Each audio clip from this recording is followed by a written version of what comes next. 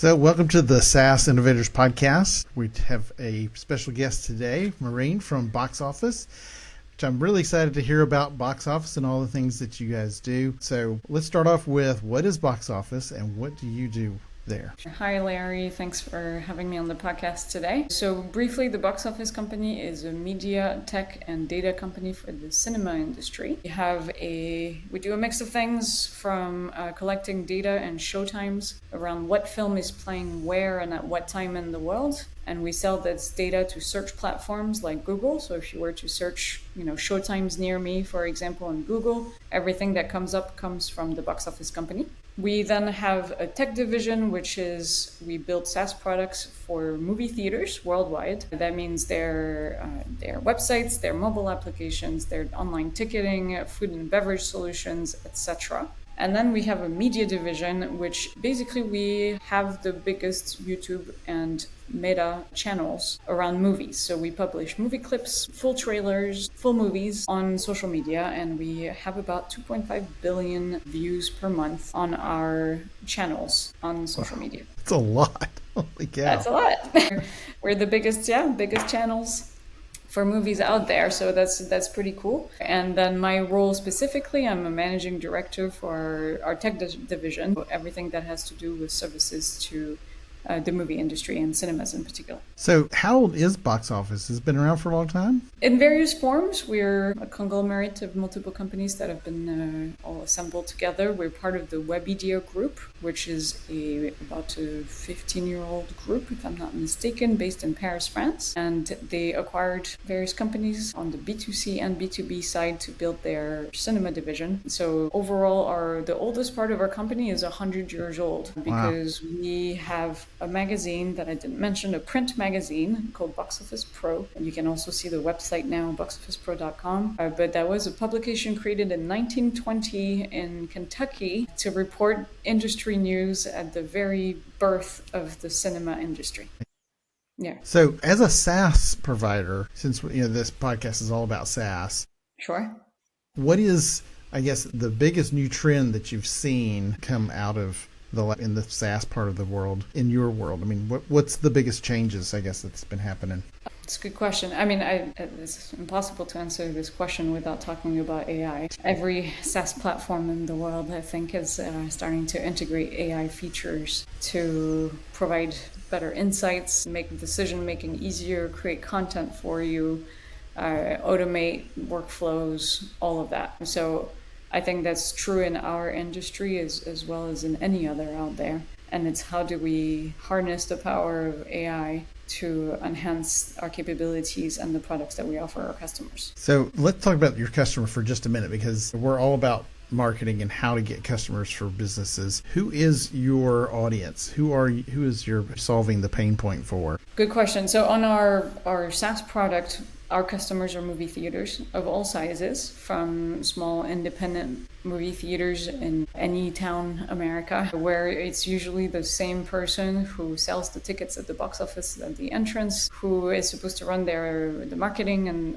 everything that's digital, send newsletters, etc., optimize their website for SEO, and also often clean up the theater at the end of the day. So we have customers that don't have a marketing team at all, and that need a simple out-of-the-box solution that can run effectively and make sure that their customers get the right information about what movie is playing in their local theater at what time this upcoming weekend, because they want to go see Ballerina that's coming out today. So we have customers like that. We have customers that are more mid-sized, that have a person that will specialize on marketing and want to have tools that allows them to create events. If they're hosting a Q&A session with a director, if they're doing whatever they want to do for the theater. And then we have customers that are part of the top 50 giants of exhibition in the country and in Europe, where they have an entire team dedicated to running their digital marketing activities, where they do more than just being a cinema. They're often becoming restaurants, bars, and sometimes even bowling alleys, arcades, etc. So whatever can attract customers to come back more often to their venue.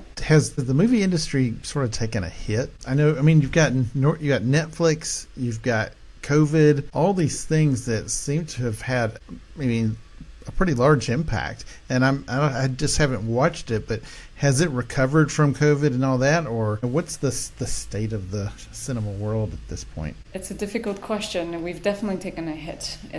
I'm not going to deny. Cinemas were one of the hardest hit industry by COVID, where most cinemas in the U.S. were closed, depending on the states you were in, but in California where I'm based, they were closed for over a year. So when you have no ways of making any income for a year, it's hard. And then it was followed by the Hollywood strikes that happened about this time last year, which delayed production of films. I think the strikes lasted 6 months, 8 months, somewhere around there. So that means no movie production, a lot of delays in films coming out. And in the end, in our world, the movies are the product. They are what people are buying to go see. So if you don't have any production of product for 6 or 8 months, obviously it's going to hit you hard. That being said, we're seeing a pretty incredible year this year. We're on track for a higher box office than last year. We have had all records broken for Memorial Day weekend with Lilo and Stitch and Mission Impossible. That came out at the same time as Final Destination. There was really a movie for everyone.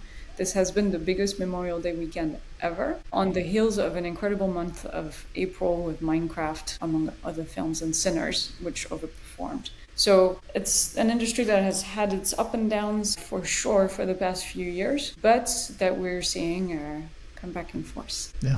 Okay. So your market or your customer is really the movie theaters, and you have these packages, if you will, and it sounds like some of them are out of the box, pretty, I guess, standardized for a smaller shop.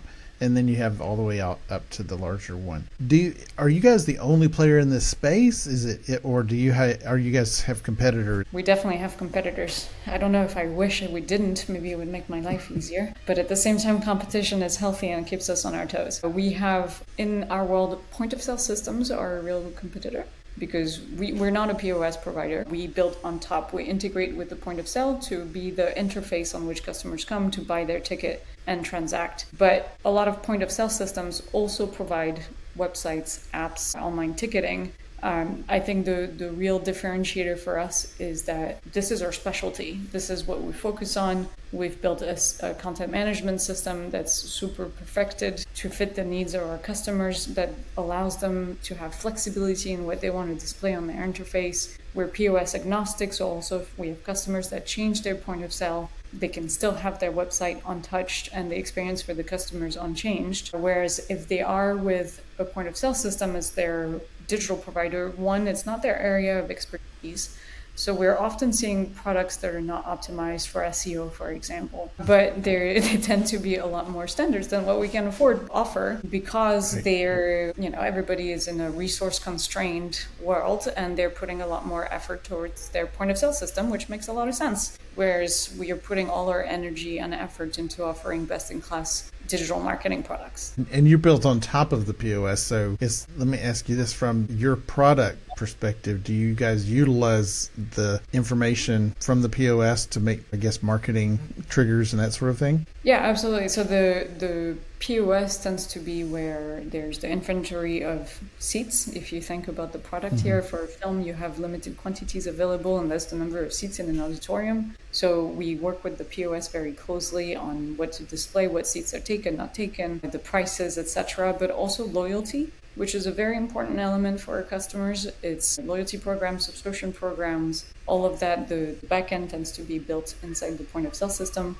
and we integrate with that to build the best experience possible for our clients and their users. Does that make sense? So it does. So here's an interesting observation that I have, I'm old, so, early days in the theater, at least it seems like before COVID even, it was mostly you go to a theater and you have just all the seats are available and you just sit down. But now it seems to have a lot more, actually picking the seats that you're in and that sort of thing. Is that a trend that's, I guess, has happened, or are there anybody left that does, leave it open? The majority of cinemas today have reserved seating online, and people like to be able to book their seat to be guaranteed that, they won't be sitting on the first row, for example, if they show up a little late. That's particularly true for big opening weekends where everybody's going to go see Ballerina this weekend. So if you want to go, book your scene online this weekend, because otherwise you don't know where you're going to be, and nobody wants that. Yeah, I remember as a kid sitting in the aisle on the step There you go. because there was no seats and getting up with a sticky butt. Right, yeah. So that doesn't happen so much anymore, but people No. do plan forward a little bit for those big weekends and book online. So are there any, marketing trends that you see happening in your space that are going to happen in the next couple of years or even in the next 10 years? Is there something on the horizon that you see coming? I mean, part of this is tied to the trends we mentioned, AI earlier. I think there's a lot to be said for automation and how soon you'll be able to just speak to the CMS and say, hey, I want to host whatever event, I want to do whatever promotion, and you'll just expect the system to create whatever is needed, a coupon to be sent out on the newsletter, an ad to be put on your website, whatever, and all of that be done just from a voice prompt. I suspect. So you're talking about, from your software's perspective, the user being the movie theater actually making that experience. But I wasn't even thinking along those lines. That's great. Sorry. No. That's exactly what I didn't know what to expect. So, but no, that's brilliant. I mean, if I'm a theater owner, that making my experience better obviously would be what you want to do because you're creating it. But at the same time, obviously you've made the marketing on the front side to the consumer look great, and that experience good as well. So, but yeah, that makes sense. I mean, on the consumer side, I don't know if you watched Google I/O. Was that last I didn't week? watch that this week. No, you didn't. Okay, so they announced something called AI mode, which replaces or will replace, I think, in the probably faster term than we expect, a regular Google search and be more of a ChatGPT where it pulls information straight onto your text results. My main question and trend that maybe I see coming is, will that turn into an e-commerce play? So instead of just being informational, like right now I could ask ChatGPT, hey, what movie is playing this weekend? Ballerina is playing, tell me at what time at the theater nearest me, and it will tell me that already. But right now it tells me, go to this website to buy your ticket.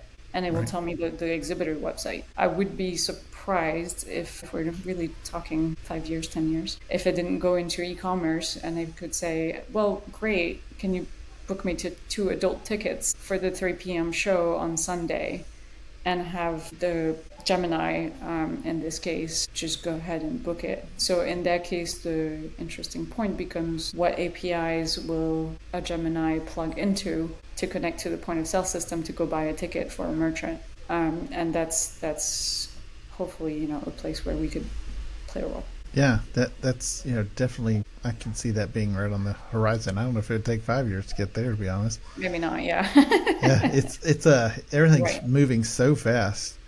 Yes.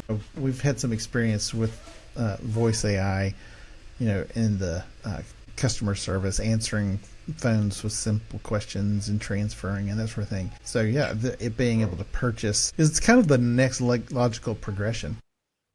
I think so.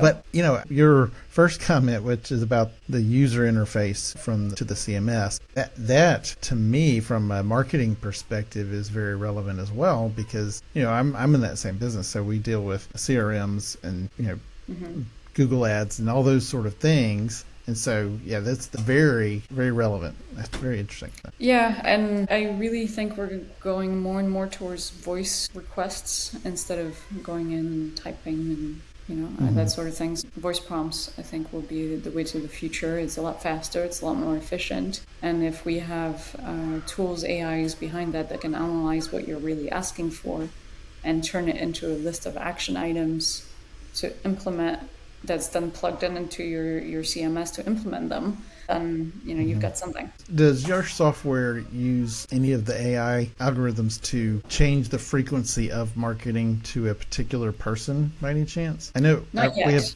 We have had some. I've had some businesses who use basically they do analytics on or they take AI to apply it to the analytics of purchase frequencies and then extrapolate the buying cycles. I know that theaters obviously are a little more constrained by the product when it comes out and such, but it would be an interesting use. Yeah, no, we're looking at ways to personalize the content even that is shown to you, maybe on newsletters or on the website based on past, purchase history. So very like what Netflix is doing when they show you film options to watch tonight. It's based on what you've liked in the past. So doing something similar to prompt you to see particular films that are coming out at a given time. It's a little trickier in the US just because there's a little less films coming out. It's only American-made films. If you're looking at other markets, such as in Latin America or in Europe, you have a lot more variety of films. You have American-made films, but also local productions. In a country like France, local productions represent almost half of the box office. So that means a lot more films to go see, and therefore a lot more interest for personalization of the experience. Is there, when you guys do, I guess, sell a theater, how do you guys market to that customer? How do you guys get that relationship started? Do you have a marketing, I guess, methodology that works best? You're asking with the cinema itself, right? Yes. So you're getting a new customer. I mean, I don't know how that process works from... Internally, we're on a rather niche market. There are not a million movie theaters in the country, so we've been in business in the U.S. for over 25 years. We know a lot of the cinemas out there. We work with them already to some extent for one product or another. The best example of that is probably, I mentioned earlier that we sell data, for example, to Google and other search platforms so that when you search for information, the theater showtimes shows up. So at a minimum, a lot of theaters know us for that because they want to make sure that their showtimes are on Google. So they want their ticketing links to be correct. They want to have the visibility that the search platforms offer. So we have the luck with that product of having a name recognition in the industry. That being said, we still need to do a lot of marketing and sales effort to sell the rest of what we do. Maybe on the ticketing side, we do, I mentioned food and beverage ordering for cinemas that do more than just be a cinema. So we do a lot of other things that we do marketing campaigns for. We use HubSpot as our main sales platform and customer CRM. And then, a mix of trade shows, newsletters, WhatsApp campaigns. So would you say, would it be correct to say that the growth that you see coming in the future years is more features and benefits added to the customer base you already have, since there is a sort of finite group there? Yeah, our main growth area are locally, it's still grow customer base because, as I mentioned, we have a number of competitors out there. So there's always room for growth. There's upselling existing customers as we are adding more features and more functionalities to our solution. And then there's international growth, which is an area of focus for us. We have a small presence in LATAM with a big client in Brazil, but we want to grow in the rest of the continent. And then we are also in the UK. We have a customer in Denmark, one in the UAE and Jordan. So growing our presence throughout Western Europe is also another goal. The growth that you have in the international world, who is your biggest your competitor, I guess, in there? Is there another bigger competitor internationally that you're dealing with, or is it just smaller companies? Each country is a little bit different. You have countries, for example, Germany, that has a third-party platform called KinoHeld, which is kind of the equivalent of Fandango, if you will, but a lot of exhibitors are shareholders of KinoHeld. So it's owned by the exhibitors who basically built this third-party platform to have one online ticketing solution for the country. So depending on so in this case, a lot of the exhibitors are not necessarily interested in doing ticketing themselves because they use KinoHeld, which makes sense. So each country is a bit of a different setup. There's definitely local players in each area, and we're one of the bigger, I guess, international players, but we're not the only one. So we also have a couple competitors that are across continents. And same for the POS. The biggest one is the Vista Group, who has about, I'd say, a 50% market share probably globally. And they're very strong in Asia Pacific and territories. So let me ask you this. This is a little bit of speculative, I think, would be. M&A or mergers and acquisitions, I guess, a piece of the growth puzzle for you guys. If POS is the biggest, I guess, issue there, would that play into the I guess the growth equation? It could. I mentioned we're part of a bigger group, the Webedia group, based in France.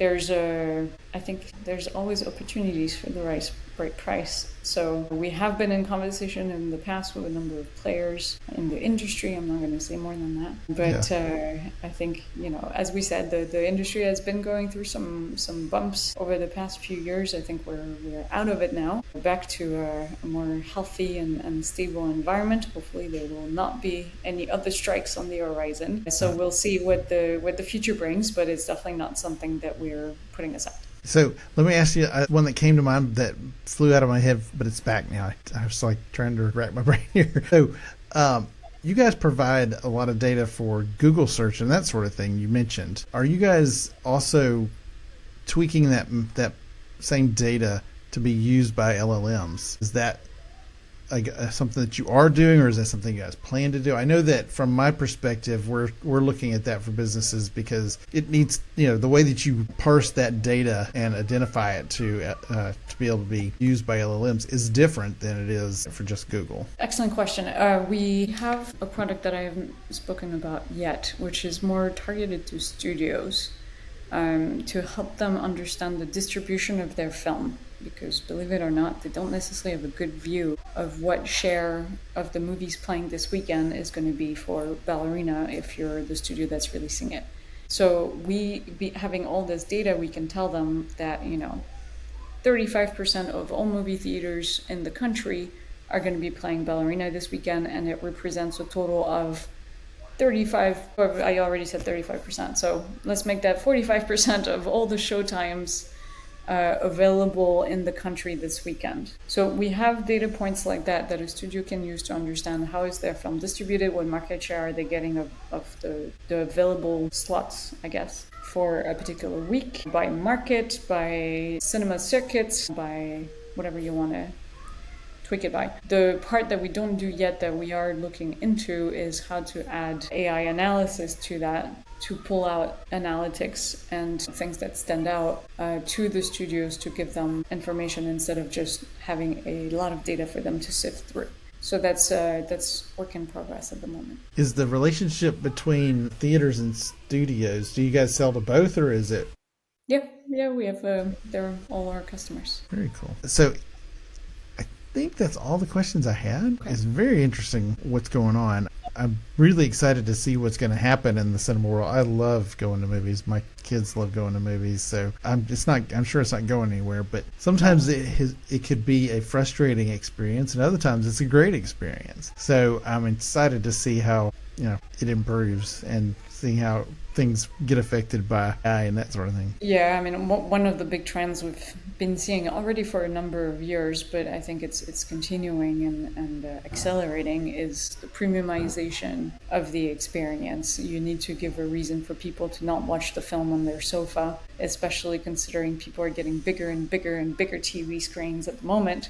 So the big screen is not necessarily enough. Now you need the recliner seats and the heated seats, and you need the food and beverage so that you can have a nice cold drink at the same time and get a refill on your popcorn without leaving the auditorium. All these things that bring the experience up a notch or two, that give a reason for people to pay the ticket and the admission and to just not stay home and wait until it's on streaming to go see it. So we're working also a lot on that with our customers to make sure that this premium experience is very visible, very understandable to their end users and the moviegoers, and that they understand the value of picking one of those showtimes to go enjoy the experience more. I really appreciate you getting on here. I've learned a lot, and I'm sure our listeners will be appreciative to know a little bit of behind the scenes. Because I didn't know this whole thing existed. A lot of people just take it all for granted, but it makes sense that there's someone out there who's actually dealing with those details. Yes, it's very niche, but we love what we do. We're all a group of very passionate people for the industry. So I will definitely. I said that already, but go see Ballerina on Sunday. So I'm Yeah, excited for yeah. it. And I don't know if you saw Mission Impossible, but it was pretty great. I haven't seen it. I saw part one. I haven't seen part two, so I'm excited All about it. right, there you go. Now you know what you're doing I for the know. next few days. That's right. Well, thank you so much, Maureen, for being on the podcast. I really appreciate it, and it was great to meet you. And Same here. Thank you so much for having me. yeah, thank you.